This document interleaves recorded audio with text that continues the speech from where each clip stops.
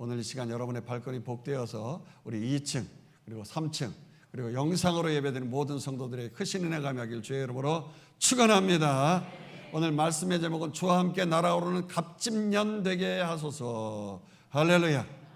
오늘 말씀의 제목대로 주님과 함께 날아오는 갑진년 되기 위해서는 내 삶 속에서 오병이어의 기적의 역사가 그 천국 보화의 말씀이 내 지식 보화의 창고하면 쌓여져 가지고서 그렇게 말씀이 내 창고에만 쌓여져 있는 것이 아니라 그 말씀을 믿음으로 믿고 마음의 통치를 받고 생각이 다스림 받아야 될 줄로 믿습니다.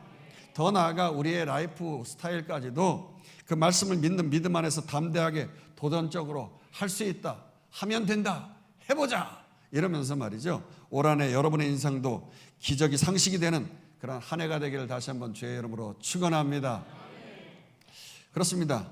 여러분, 이 말씀의 밭에 감추인 이 보화는 하나님의 말씀, 이 성경책에 가득 들어있는데 말이죠, 그냥 이게 폼으로만 기록되어진 것이 아니잖아요.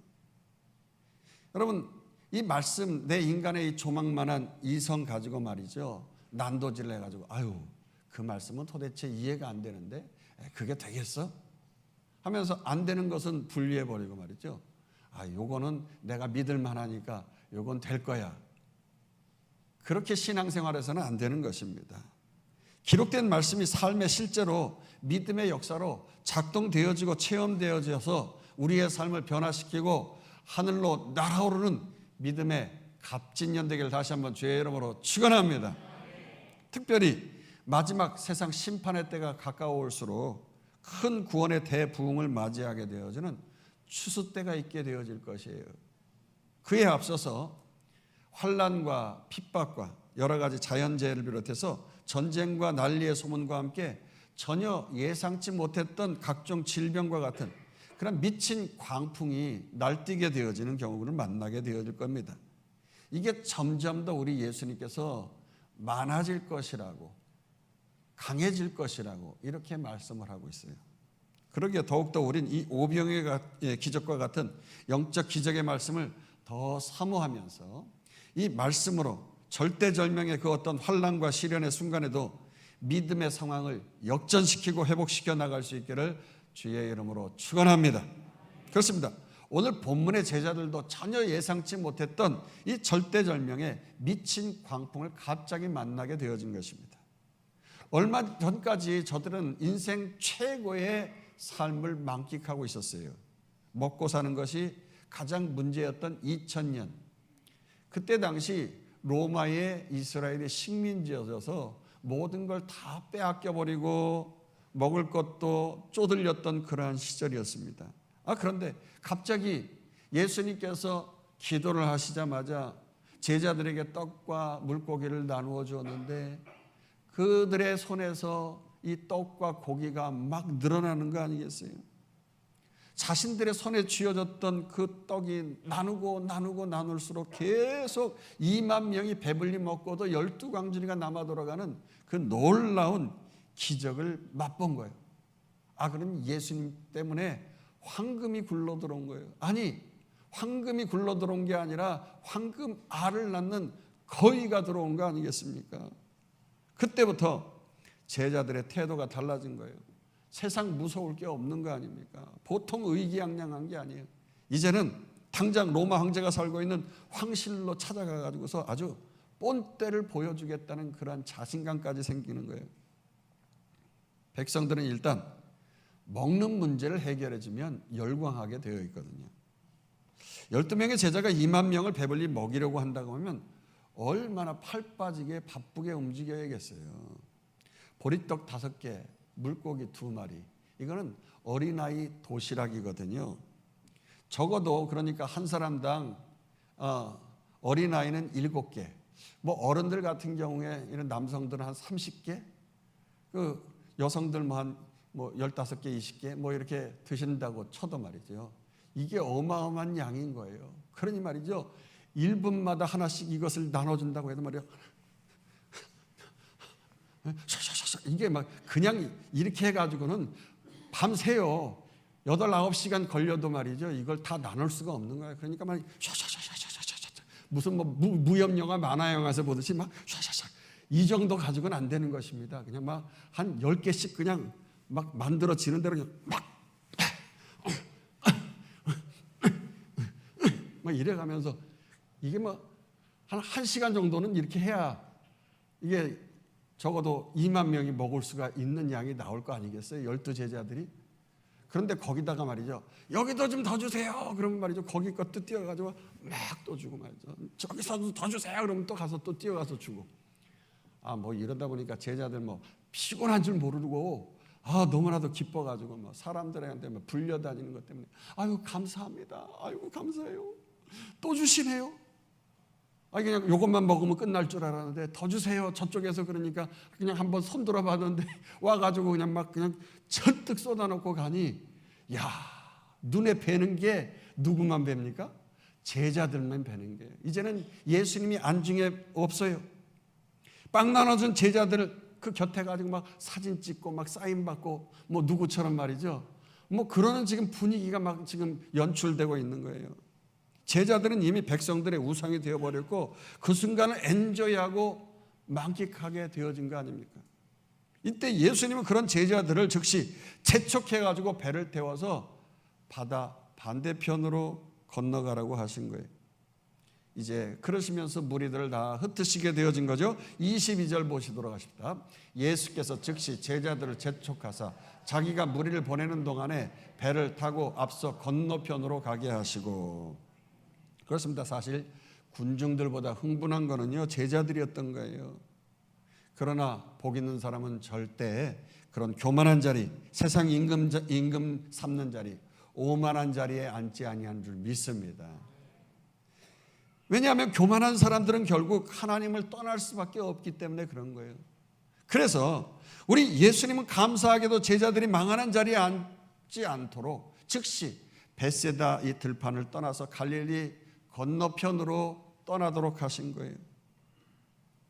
그리고 벳세다 들판에 모여있던 군중들을 다 흩으신 후에 지친 몸을 이끄시고 다시 당신은 한적한 산으로 가셨다는 거죠.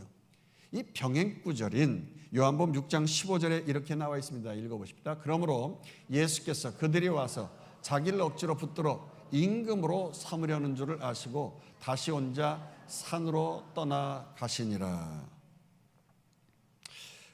여러분 어떻습니까? 예수님이 과연 이러한 상황이라고 하면 예수님도 마음이 흔들리셨을까요?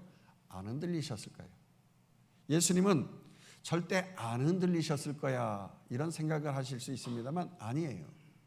예수님은 100% 사람의 몸을 입으신 분이기도 한 것이, 그러니까 제자들과 마찬가지로 이런 군중들의 환호 속에서 마음이 너무 흔들리셨을 것입니다.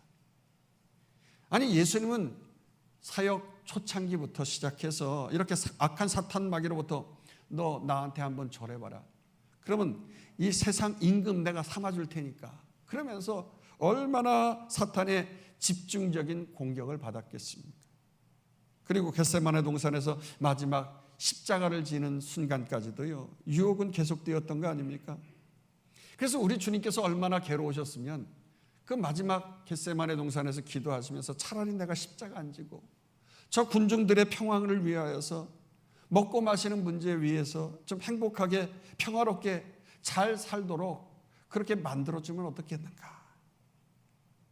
그러시면서 할 수만 있으면 하나님 이 십자가의 잔을 내게서 피하게 해달라고, 오죽했으면 땀이 핏방울이 되도록 그렇게 울부짖으면서 기도하셨겠습니까? 따라서 100% 인간의 몸으로 오신 예수님이셨기 때문에 이제 마지막 구속 역사를 이루시고 십자가의 길을 준비하기 위해서 감당하기 힘든 그 모든 유혹의 무게를 다 내려놓고 임금 삼으려는 그 백성들 억지로 떼어놓으면서 말이죠, 따로 산에 올라가셔 한적한 곳에서 올라가 기도의 본을 보이셨다는 것입니다. 자, 23절 있습니다. 무리를 보내시니 기도하러 따로 산에 올라가시니 저물매 거기에 혼자 계시더니, 우리 주님께서 기도하실 때 은밀한 중에 보시는 하나님께 골방에 들어가서 문을 닫고 기도하라고 하셨지 않습니까? 여러분 그 골방이라고 하는 것이 타메이온이라고 하는 것인데요. 이것은 보물창고라는 의미가 있어요. 그럼 보물창고에 들어갈 때요, 동네 사람들 나 보물창고에 들어갑니다 하면서 막 소리 질러가면서 그렇게 들어갑니까? 아니잖아요. 아무도 모르게 눈치채지 못하게 극도로 조심해서 그 보물을 꺼내서 나오는 거 아니겠어요? 그만큼 분주함을 뒤로하고 하나님과 1대1로 조용히 단둘이 만나서 기도하는 것이 보물창고에 들어가 보물을 취한다고 하는 그런 말씀일 정도로 매우 중요하다고 하는 것이에요. 그래서 사탄은 성도가 기도하지 못하도록, 보물을 취하지 못하도록 역적 방해를 계속하는 것이지요. 무엇보다도 분주하게 바쁘게 그렇게 만들어서 기도하지 못하도록 그런 방해 전략을 끊임없이 하는 것입니다. 사람들은요, 아무리 성공을 맛보았어도 따로 하나님과 독대하면서 골방에 들어가 조용하게 기도하는 그 콰이어 타임, 큐티, 그 시간을 가지면서 영성을 돌보지 아니하면 계속 분주한 세상 속에서 이 세상 소리를 듣게 되어지고 뭐 이 모양 저 모양으로 갈등하고 힘들어하는 이런 여러 가지 문제들로 인해서 한 방에 훅 하면서 그 바람에 나는 그런 겨와 같이 물 거품처럼 그렇게 미친 광풍처럼 사라져버리고 마는 거 아니겠습니까? 본문에 제자들이 그랬어요. 오병이어의 그 굉장한 성공 스토리를 맛봤지만 그건 불과 십리도 못 가서 결국에는 완전 발병 나고 산상조각 나고 말았던 거예요. 오늘 본문 24절 있습니다. 배가 이미 육지에서 술이나 떠나서 바람이 거스름으로 물결로 말미암아 고난을 당하더라. 같은 내용에서 요한복음 버전으로 볼 것 같으면 이렇습니다. 읽어봅시다. 배가 이미 큰 바람이 불어 파도가 일어나더라. 제자들이 노를 저 10여리쯤 가다가, 참 우리나라 민요에도 십리도 못 가서 발병 난다 이런 노래가 있는데 말이죠. 참 성경적인 것 같아요. 할렐루야. 마가복음에서는 바람이 거스림으로 제자들이 힘껏 노를 저었다고 했습니다. 적어도 7, 8시간을 말이죠. 이게 그냥 사투를 벌리면서 힘껏 노를 저었다는 거예요. 말이 그렇지요. 그냥 이거 1시간 노를 저어도 이게 앞뒤로 구분 못하고 안 가게 되어질 때 얼마나 마음이 힘들고 진땀 나고 그러겠어요. 그러니까 7, 8시간을 이걸 그냥 노를 저었다. 막 팔에 쥐가 나고 뭐 손에 물집이 잡히고 뭐 서로 돌아가면서 막 이걸 노를 저을 때 얼마나 힘들었겠어요. 무슨 말입니까? 우리 인생의 성공이 아무리 굉장해도요, 계속해서 이어지지 않으면, 기도로 이어지지 않으면, 기도 없이 분주한 인생이라고 한다고 하면은, 예수님 없이 잘 나가는 인생이라고 한다고 하면 아무리 노를 저어도, 아무리 열심으로 살아가도 그냥 제자리만 맴도는 인생 될 수밖에 없다는 거예요. 그래서 괴로운 노지라는 것이고 헛된 삽질하는 것뿐일 것이라는 거예요. 여러분, 불교 용어를 좀 말해서 죄송합니다만 이러한 인생의 고통의 바다를 고해라고 하는 것이에요. 고해. 맞는 말이에요. 성경에서도 그 리오야단, 그 괴물과 같은 그 리오야단이 휘젓고 사는 이 바다를 미친 바다라고 얘기했어요. 그런 미친 바다, 미친 세상에서 예수님 없이 기도 없이요, 미친 광풍까지 몰아닥치게 되어질 때, 그 널판지 같은 조객배 안에서 아무리 버틴다고 해도 여러분 흔들리고 막 헛구역질하고 말이죠. 물벼락 맞을 거 다 맞아가면서 말이죠. 언제까지 그렇게 괴로운 인생 항해하겠습니까? 언제까지 그 널판지 조각배가 말이죠. 안전하다고 그거 붙잡고 말이죠. 고통당하면서 살아가겠느냐 하는 거예요. 지금 제자들은 평소에 갈릴리 이 바다에서 어부로서 배 타면서 참뼈가 굵은 제자들이에요. 그런데 미친 광풍 앞에서 어부로서의 그 모든 경험과 지식이 아무 쓸모가 없는 거예요. 그리고 지금까지 예수님을 따라다니면서 이 마태복음 5장에서 7장까지 산상설교 들었죠. 또 10장에서는 제자 파송설교 들었잖아요. 또 13장에서는 천국 비유의 설교를 또 들었어요. 근데 그 말씀이 하나도 들은 말씀이 생각이 안 나고 말이죠. 심지어 귀신을 내쫓고 병자를 치유하고 그렇게 좋았던 믿음이 다 무용지물이 되어진 거예요. 아니, 얼마 전까지, 방금 전까지 놀라운 그 오병이어의 기적을 맛보았는데 말이죠. 자기들 손에서 막 그냥 계속 떡이 막 줄줄줄 막 쏟아져 나오는, 그래서 띄워주고 사람들에게 기쁨을 주고 했는 그 기적의 역사가 전혀 생각이 안 나는 거예요. 그냥. 그렇게 자신만만했는데 이 큰 위기가 닥치니까 그 미친 광풍 앞에서 절대 낙심이고 절대 절망인 거예요. 당장 죽게 생겼으니까 말이죠. 우리 인생도 마찬가지 아니에요. 내가 그렇게 믿었던 사람한테 배신을 당했을 때 말이죠. 그렇게 내가 자신만만했는데 하루아침에 건강이 다 무너져 내려가지고 말이죠. 무슨 병이 생겼다고 막 의사 선생님이 갑자기 불러놓고 얘기할 때 가슴이 철렁 내려앉고, 잘 나가던 그 사업이 갑자기 어려움 당해가지고 도저히 헤쳐나갈 능력이 없는 것 가운데 그런 상황이 놓일 때, 절대절명의 상황이 있을 때, 그런데 더 실망스러운 거는요, 이런 풍랑과 이런 고난이 주님 말씀 따르다가 주님이 가라고 해서 가다가 이러한 문제가 찾아왔으니 더 기가 막힌 거 아니겠습니까? 원래 제자들은 이 백성들이 원하는 대로 그 벳세다 벌판에서 계속해서 예수님 임금 삼고 천년만년 인기 속에서 살아가길 원했던 거예요. 생각해 보세요. 지금 12광절이나 남은 음식도 있겠다가 그 밤 거기서 새고 다음날 또 다른 기적 맛보고 그렇게 쉬엄쉬엄 예수님 모시고 메시아 왕국을 이루면서 살아가면 되는 거 아니겠어요? 그런데 주님께서 재촉해가지고 배를 타고 건너편으로 가라고 말이죠.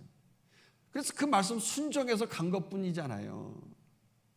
아니, 예수님이 산에 올라가서 기도하러 가시는 그런 동안에 몰래 그들이 무슨 배 타고 뭐 크루즈 여행 가려고 간 거 아니지 않습니까? 그런데 도대체 왜 이 지경이 됐는지 이해가 되지 않는 거예요.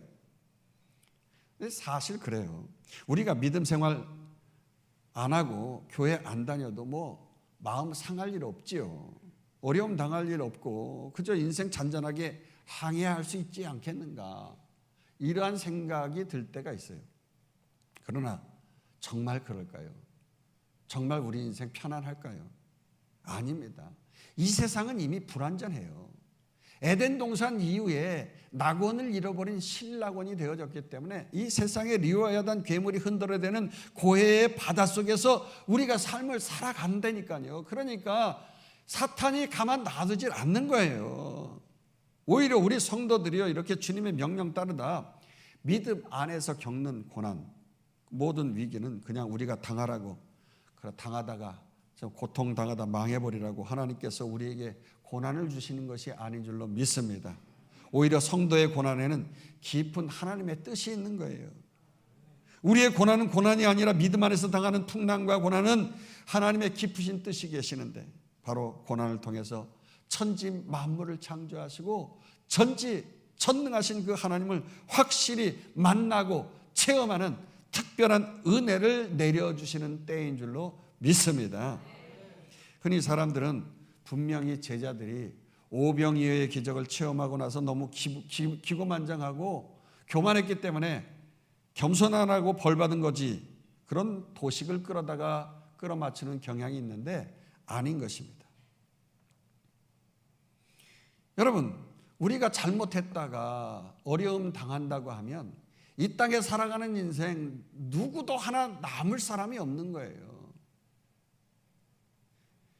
아무튼 어부 출신의 제자들은요, 그런 미친 광풍을 수도 없이 만났던 거 아닙니까? 아주 노젓는 일에 이력이 난 사람들인데 누구보다 어디 가면 파도가 치고 어디 가면 괜찮다고 하는 거, 어떻게 빠져나올 수 있다고 하는 경험이 많은데, 할 말이 많은 사람들인데, 그래서 그때마다 괴로이 노를 저어서 애쓰고 문제를 해결했어요. 그러다 보니까 지금 제자들이 풍랑을 만났으니까 뭐부터 합니까? 노부터 젓는 거예요. 물론 여러분, 풍랑 만났을 때 노젓놀이는 반드시 필요한 것입니다만, 그러나 우리가 신앙인이고 믿음의 사람이고 주님의 제자라고 한다고 하면 세상 사람들과는 다른 무언가 한 가지는 더 해야 되지 않겠어요? 그것은 풍랑 가운데에서 주님을 바라보시길 축원합니다. 여러분, 서두에서 말했지만 점점 말세치 말이 되어질수록 테러를 당한다든지 절대절명의 순간이 더 많이 다가올 것이에요. 그럴 때 이러한 정신을 못 차리는 상황, 아니 내가 인기가 있어가지고 정신을 또 못 차리는 상황도 있을 것이고, 이런 미친 광풍이 달려들 때에 명심해야 될 것이 있습니다. 험하고 미친 광풍, 그 광풍 가운데 미쳐 날뛰는 그 리어 야단을 밟고 누르고 세상 물결을 향하여서 선포하면서 올라서서 믿음으로 주님과 함께 날아오르는 복된 성도가 되어야 할 줄로 믿습니다. 그러기 위해서는 주님을 바라봐야 되는 거예요. 주님을 바라봐야 돼요. 25절에서 27절 보도록 하십시다. 밤 사경에 예수께서 바다 위로 걸어서 제자들에게 오시니 제자들이 그가 바다 위로 걸어오심을 보고 놀라 유령이라 하며 무서워하여 소리 지르거늘 예수께서 즉시 이르시되 안심하라 나니 두려워하지 말라. 세상 사람들은요 경험이 최고고 뭐 이런 세상의 죽음의 문제 광풍에서 우리가 살아남는 비결은 튼튼한 배를 짓고 아예 풍랑이 있는 바다를 절대 나가지 말고 주님이 재촉해도 그냥 뚝 따고 모른 척 해버리고, 아니 그냥 오병이의 기적을 베풀어준 그 12광줄이 그 물질 가지고 나는 그냥 먹고 마시고 즐기기만 하면 된다. 세상은 그렇게 말할 수 있어요. 정말 세상에는 예수님 말고도 믿을 만한 구석이 얼마나 많은지 모릅니다. 만몬신, 이 돈 우상 믿고 말이죠. 차라리 내 육신의 주먹 믿고 내 건강 믿고 말이죠. 내 혼적인 지식 쌓아놓은 창고의 그 경험 믿고 말이죠. 그 신념 믿고 살아가면 다 될 것 같아요. 이번에 일본이 또 지진을 당하지 않아서 어려움 당했지 않습니까? 참 일본은 어려움도 있지만 장점도 많은 것 같아요. 얼마나 깨끗하고 친절한지요. 그런데도 언제 한 방에 훅 갈지 모르는 거예요. 사실 우리나라보다 기독교가 먼저 들어가서 신학적으로는 그 우찌무라 간조라고 하는 그 유명한 신학자도 많이 배출했고요. 빙점이라고 하는 그 기독교 문학 중에서 세계 베스트셀러 이것도 많아요.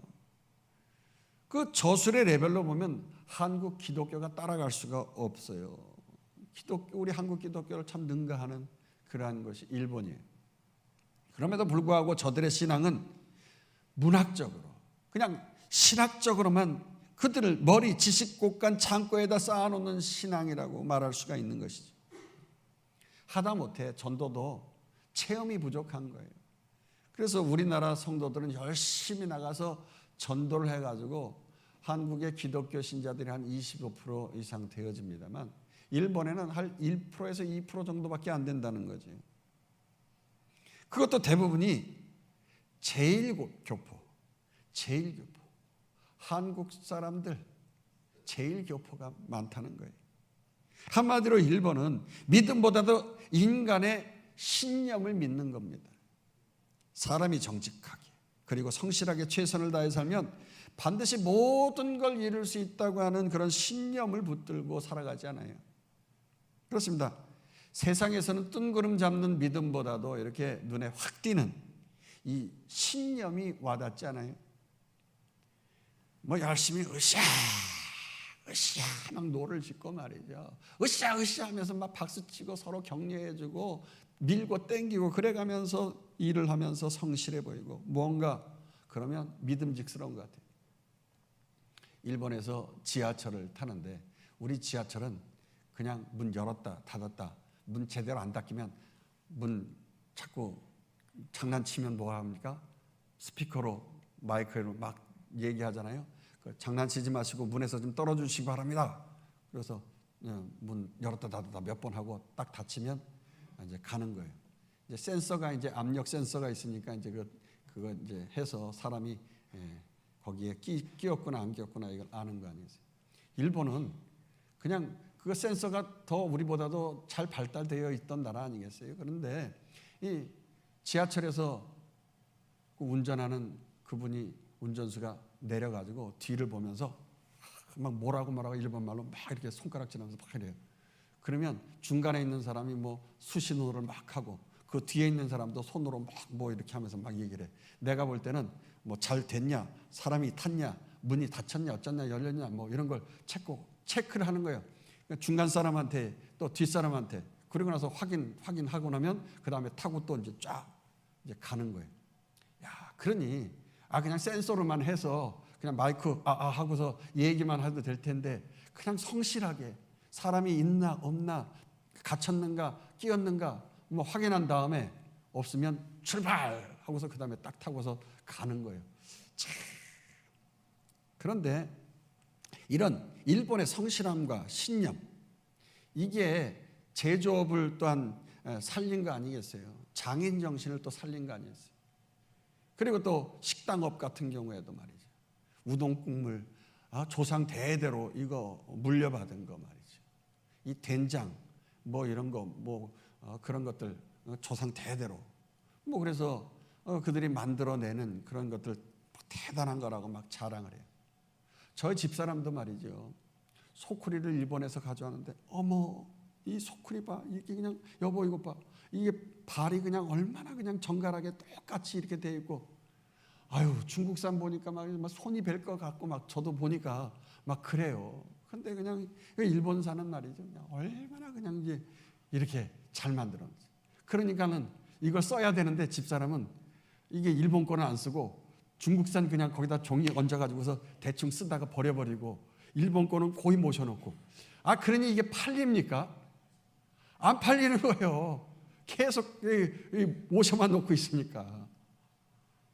너무 성실해가지고 소니다 닛산이다 그게 안 망가져가지고 너무 그냥 막 안 팔리니까 푹푹 쓰러지는 거 아니겠어요?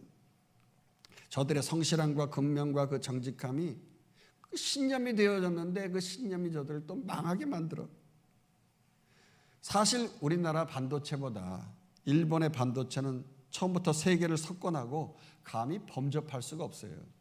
그래서 코로나 시절에 이거 반도체 물품이 일본에서 와야 되는데 오지를 않아 가지고서 문제가 생겼던 어려운 일 있잖아요. 일본이 안 팔아 가지고 그래서 우리나라가 그거 개발해 가지고서 만들어 가지고 일본 거 안 산다고 또 이렇게 돼 버렸어요. 그러다 보니까 삼성 하이닉스에게 그 최고의 자리를 빼앗겨 버리더니 말이죠. 나중에는 허접하다 못해 쌈직한 중국제에게도 또 다 빼앗겨 버리는 이런 상황이 돼 버렸어요. 그렇습니다. 세상이 출렁이고요. 널뛰는 광풍 속에서 살 길은 신념도 아니고 근면도 아니고 오직 믿음밖에 없는 줄 믿습니다. 오직 주님을 믿는 믿음만이 능력이고 주님의 말씀만이 우리를 살리는 능력인 거예요. 아무리 집채만한 그 파도가 널판지 같은 조각배에 들이치고 흔들리고 난리쳐도 우리 주님이 배 안에 함께 하신다고 하면 그 믿음만 있으면 그리고 난이 두려워 말라고 하신 주님의 말씀만 듣기만 한다고 하면 세상 그 어떤 환난과 풍파 어떤 광풍이 몰아치는 가운데서도 이기고 승리할 줄로 믿습니다. 그렇습니다. 지금 제자들 곁에는 그들에게 다가오고 계시는 주님이 계셨어요. 그런데도 집채만한 파도 때문에 말이죠. 주님이 되질 않는 거예요. 주님이 계시는데도 깨닫지 못했어요. 그 출렁이는 바다, 시커먼 파도 위에 하얀 물체가 다가오니까 말이죠. 유령이다! 그러면서 말이죠. 머리가 쭈삣쭈삣 서면서 말이죠. 정말 바다에 리워야단 그 괴물 속에 잡혀가지고 빨려 들어가지 않을까 싶어가지고 두려움 속에서 아우성을 치는 거예요. 지금 두려워 말라고 하는 그 주님의 음성을 듣고도 이런 극도의 두려움 앞에서 주님의 말씀이 아무 소용이 없잖아요. 여러분, 이 성경 안에는 두려워 말라고 하는 말씀이 있는데 몇 번이나 있을까요? 365번이 있다는 거예요. 1년 365일 매일마다 두려워하지 말라고 하는 말씀으로 우리에게 상징적으로 주신 말씀이라는 거죠. 근데 1년 365일 두려워 말라고 매일매일 그렇게 말씀하는데도 이 두려움이 다가오면 미친 광풍이 다가오면은요 하나도 생각이 안 난다니까요. 그러나 딱 한 사람 베드로는 달랐습니다. 그 극도의 두려움 앞에서 고난의 그 최절정 앞에서 말이죠. 안심하라 나니 두려워 말라. 주님의 말씀을 믿고 믿음으로 땡긴 거예요. 할렐루야. 베드로가 정말 부족한 게 많고 성격적으로 완전하지 않은 자였습니다만, 그러나 그럼에도 불구하고 저에게 장점이 있는데 순간순간 어려울 때마다 일단 믿음으로 땡기고 반응했다고 하는 거예요. 그렇습니다. 여기 안심하라, 나니 두려워 말라 하는 말에서 나니라는 말은 하나님께서 당신 스스로를 밝히시는 아주 중요한 말씀이죠. 이 말씀은 모세가 시내산에 올라가서 십계명 받을 때 하나님의 이름을 불렀어요. 하나님 어떤 분이십니까? 하나님의 이름이 뭡니까? 아니, 나는 나다. I am who I am 이라고 친히 가르쳐 주셨어요. 이건 너희들은 피조물이기 때문에 당연히 이름이 있지만 나는 창조자라는 거예요. 온 땅의 주인이다, 이런 말씀이죠. 그래서 나는 어떤 것에 의해서 만들어지거나 태어나지도 않고 어떤 것에 의해서 이름이 불려진 적도 없는 영원 전부터 영원 무궁토록 스스로 있는 나다. 그런 개념의 나니라고 말씀하신 것이죠. 한마디로 내가 천지 만물을 창조하신 하나님이니 두려워 말라는 거예요. 따라서 베드로는 말이죠, 하나님의 온전하신 천지 만물을 창조하신 그 말씀을 믿어 의심치 않은 거예요. 말씀으로 명하시면 못하실 것이 없다고 생각하면서 하나님이신 주님, 말씀으로 명하셔서 나를 무리로 오라 하시옵소서, 그렇게 고백했다는 거지요. 28절 29절 읽습니다. 베드로가 대답하여 이르되 주여 만일 주님이시거든 나를 명하사 물 위로 오라 하소서 하니 오라 하시니 베드로가 배에서 내려 물 위로 걸어서 예수께로 가되. 그렇습니다. 이렇게 성경이 말하는 베드로의 진짜 멋진 정체성이 바로 이것인 거예요. 주님과 함께 물 위로 걷는 인생. 아니, 무슨 영화 같은데 명화 같은데 보면 파도 안 치는 조용한 데를 뭐 그렇게 걸어가는 것처럼 묘사가 되어 있습니다만요, 이게 지금 집채만한 파도 속에서 주님과 함께 날아올라서 물 위를 걷고 있는 인생이라고 하는 거예요. 세상 사람들은 베드로를 그냥 무식한 어부라고, 그냥 갈릴리에서 그렇게 살다 그렇게 죽을 인생이라고 여길지 모르지만 성경은 아니라는 거예요. 이렇게 주의 말씀 의지해서 믿음으로 세상과 맞짱 뜨면서 그 미친 광풍에 떡하니 올라타가지고 윈드 서핑 하듯이 말이죠, 신나게 파도 위를 타고 올라가면 기적의 인물, 세계적인 인물이 되어진다는 것이죠.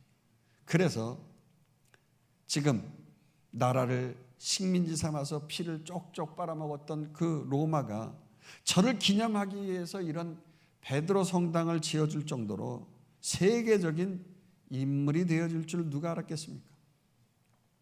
어떤 세상 광풍을 만나도 여러분 주님과 함께 한다고 하면, 베드로처럼 내니 안심하라는 말씀만 듣고 땡기기만 한다고 하면, 그 창조주 하나님이 나와 함께 한다고 믿어 의심치만 않는다고 하면, 우리는 이 악한 세상이 다스리는 그 리오야단, 이 고해의 바다 폭풍우 속에서 흑암의 세력, 사탄의 세력을 짓밟고 파워풀한 능력의 성도로서 베드로처럼 성령이 충만한 영적 리더로서 폭풍우 가운데 주와 함께 날아오르는 귀한 성도 될 줄로 믿습니다. 그렇습니다. 여러분 혹시 건강의 문제로 혹시 사형 선고받은 것처럼 그렇게 마음이 힘들고 어려운 분이 있습니까? 여러분 인생 가운데 사업의 문제로 인하여서 정말 낭망하고 힘든 문제 있습니까? 인간관계의 문제로 인하여서 두렵고 떨리고 어찌해야 할 줄 모르고 마음이 답답하고 컬컬한 분 계십니까? 그러나 두려워 말길 주의 이름으로 축원합니다. 주님의 말씀을 듣기만 한다고 하면 변화되어지는 거예요. 아유, 이 병은 누구도 고칠 수가 없는 병이야. 의사 선생님이 말하는데 약이 없대, 약이. 그러니 뭐 내 인생 끝났지. 여러분, 그러나 말씀에 못 고칠 질병이 전혀 없다고 했으니 그 말씀 믿어 의심치 말고 믿음으로 땡기시기를 축원합니다. 말씀 믿지 않고 내 생각, 내 이성, 이 지식곡간에 쌓아놓은 거, 이 창고에 쌓아놓은 거 그거 꺼내 먹으면서 말이죠, 뭐 인생 풀려질 것 같지만요, 아니에요. 세상 들이닥치는 바람 소리 듣지 말고 여러분 배 밖으로 나와서 주님과 함께 날아오시는 믿음으로 걷고 승리하는 인생 되길 다시 한번 축원합니다. 자, 그럼에도 불구하고 베드로가 몇 발걸음을 내딛었지만은 세상의 고해바다는 주님 다시 오시는 그날까지 이 끊임없이 계속 파도가 철썩이는 거예요. 성도들을 수장시키려고 하는 거예요. 그러다 보니 지금 믿음의 파도 위를 뚜벅뚜벅 걸었던 베드로가 또다시 지금 물속으로 빠져들기 시작합니다. 30절 보도록 하십니다. 바람을 보고 무서워 빠져가는지라 소리질러 이르되 주여 나를 구원하소서 하니. 참 베드로가 아무리 믿음 좋고 제 아무리 교회에서 가장 뛰어난 리더이고 말이죠, 1등 제자고 했지만 이 성품은 안 바뀌는 것 같아요. 평생 넘어지는 거예요. 믿음 좋다고 하다가 말이에요, 주여 하면서 픽 쓰러져, 주여 했다가 픽. 태어날 때부터 그래서 성품 좋으신 분은 하나님의 은혜인 줄로 믿습니다. 이 베드로는 갈릴리 바다에서 평생 성품이 형성되어졌어요. 폭풍과 치다가 또 갑자기 멎어지다가, 그러다 보니까 그렇게 회개를 수없이 했어도 말이죠, 소용이 없어요. 죽는 순간까지 나를 가만히 십자가에 못 박지 말고 거꾸로 매달아 달라고. 야, 그냥 얼마나 성격이 급한지 말이죠. 그냥 순교당할 때 그냥 순교당하는 것도 힘든데 십자가에 순교를 당하는 것도 힘든데 거꾸로서 순교당하겠다고 말이에요. 한 성품하는 거예요. 지금도 하니 남들 유령이라고 해도 남들은 그냥 정말 두려워 떨고 있는데 믿음으로 배 밖으로 팍 그렇게 나갔잖아요. 바람을 보고 그냥 또 물에 빠져들어가지고 주여 하면서 살려달라고 하니까 이 믿음이 적은 자에 왜 의심하느냐고 주님께 또 책망을 듣고 막 이랬다 저랬다. 31절 32절 보도록 하십니다. 예수께서 즉시 손을 내밀어 그를 붙잡으시며 이르시되 믿음이 작은 자여 왜 의심하였느냐 하시고 배에 함께 오르며 바람이 그치는지라. 그렇습니다. 이 죄 많고 악한 이 세상에서 이렇게 순간순간 또다시 우리 믿음이 시험에 빠지고 사탄의 역사가 계속되면서 끊임없이 우리는 거친 파도 속에, 세상의 이 풍조 속에 무서워하고 두려움 가운데 빠져들 수밖에 없는 거죠. 그러나 그럼에도 불구하고 우리가 베드로처럼 다시금 뻔뻔스럽게 계속적으로 주님 앞에 샤우트 소리 지르면서 주여 나를 불쌍히 여겨 주시옵소서, 나를 구원하여 주시옵소서, 그러면서 믿음으로 주님 앞에 부르짖고 나아가는 한은 우리 주님은 결코 우리를 외면하지 아니하시고 주님 손을 내밀어 다시 믿음의 챌린지를 할 수 있도록 승리케 해주시는 놀라운 구원의 역사가 있는 줄 믿습니다. 그래서 다시 이제 바다를 잠잠케 하시면서 영혼의 폭풍까지도 고요케 해주시는 아름다운 역사가 이루어지는데 33절 보도록 하십니다. 배에 있는 사람들이 예수께 절하며 이르되 진실로 하나님의 아들이로소이다 하더라. 2024년도 올 한 해 우리 인생 모든 여정 가운데 우리의 인생의 항해가 주님이 함께 하심을 통하여 내 배 안에 주님을 모심을 통하여서 폭풍과 그쳐지고 경배받으시고 영광받으시고 진실로 하나님의 살아계심을 간증할 수 있는 아름다운 한 해가 되기를 다시 한번 축원합니다. 그러기 위해서는 예수님을 배에 모셔야 합니다. 그럴 때 언제 그랬나는 듯이 배가 잠잠해지는 거예요. 그리고 그들이 가려던 그 길로 말이죠, 어겼자 기쁨으로 그 게네사렛 땅에 이르렀다는 거죠. 그런데 그곳에서도 사람들이 어떻게 알았는지 서로들 통지를 해가지고서 소문을 내가지고서 예수님께 데리고 나왔어요. 병자들을 데려오고 말씀을 듣게 오고. 그러다 보니 그 많은 사람들을 일일이 고쳐줄 수가 없는데 사람들이 예수님의 옷깃만 만져도 병이 나온 거예요. 할렐루야. 34절부터 36절 마지막 절 읽어보십시다. 그들이 건너가 게네사렛 땅에 이른 그곳에 사람들이 예수이신 줄 알고 그 근방에 두루 통제하여 모든 병자를 예수께 데리고 와서 다만 예수의 옷자락이라도 손을 대게 하시기를 간구하니 손을 대는 자는 다 나음을 얻으니라. 성도 여러분, 2024년도 우리와 우리 가정 가운데 정말 믿음 안에서 못 고칠 질병, 해결하지 못할 문제들 해결받으시길 주의 이름으로 축원합니다. 그러기 위하여서는 말씀 가운데 주님의 옷자락에 손을 대는 자가 다 나음을 얻었다고 했으니 그저 주님의 말씀 믿음으로 땡기고, 여러분 믿음으로 주여 나를 구원하소서 입술을 열어 선포하면서 우리의 파도치는 거친 바다를 향하여서 배 밖으로 나아가고, 또한 배 안에 주님을 모시면서 삶의 고난 가운데 풍랑 가운데 엎드리며 더욱 승리하는 값진 인생 우리와 우리의 자녀 되기를 주의 이름으로 축원합니다. 축원합니다. 축원합니다. 우리 함께